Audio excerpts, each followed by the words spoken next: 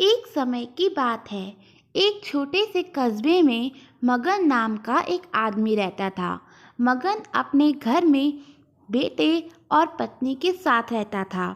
मगन गरीब था, इसीलिए वह दिन रात अपने परिवार की ज़रूरतें पूरी करने में लगा रहता था। वह हर हाल में बेटे और पत्नी की खुशी चाहता था। मदन एक छोटी सी कंपनी में काम करता था, जहां उसकी आमदनी घर खर्चे जितनी हो जाती थी। लेकिन फिर भी मगन कंपनी वाला काम ख़त्म करके दूसरी जगह जाया करता था, ताकि कुछ और पैसे कमा सके। काम में व्यस्त होने से वह अपने घर परिवार को समय नहीं दे पाता था।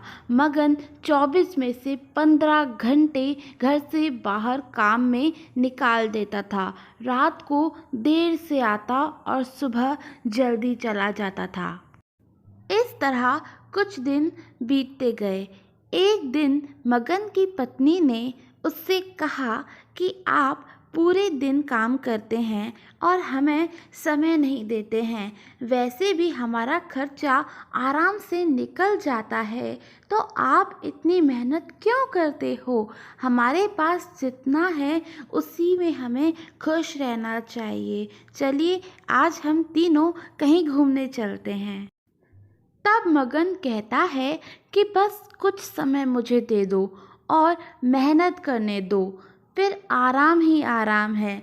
इस तरह मगन मेहनत करने में लगा रहता है।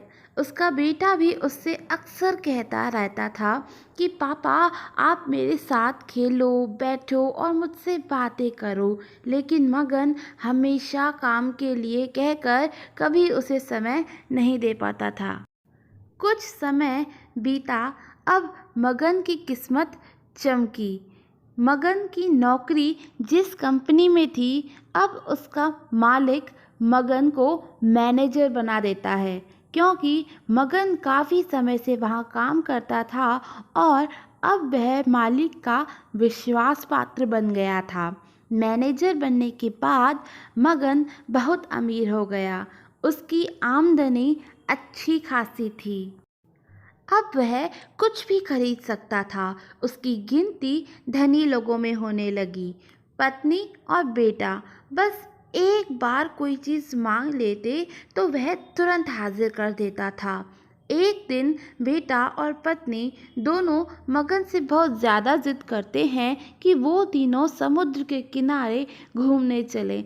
मगन कहता है कि ठीक है, आज चलेंगे, लेकिन मुझे कंपनी में थोड़ा काम है, इसीलिए तुम दोनों समुद्र के किनारे पहुँचो, मैं सीधा कंपनी से काम ख़त्म करके पहुँचता हूँ। पत्नी और बेटा दोनों वहाँ चले जाते हैं। तभी समुद्र में बहुत बड़ी सुनामी आ जाती है और आसपास के लोगों को भी बहा ले जाती है। पत्नी और बेटा दोनों पानी में बह गए। जब मगन वहाँ पहुँचता है तो ऐसे ही हालात देखकर घबरा जाता है। उसने हर जगह देखा, लेकिन सब कुछ नष्ट हो चुका था। उसे यकीन हो गया कि उसकी पत्नी और बेटा भी बह गए हैं।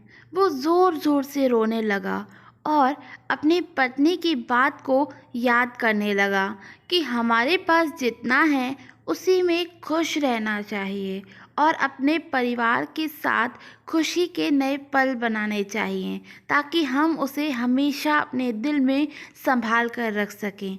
पैसों का क्या है, कभी होंगे तो कभी नहीं होंगे। दोस्तों, अगर आपको आज की कहानी पसंद आई हो तो मेरे चैनल को सब्सक्राइब ज़रूर कीजिएगा। Thank you for watching.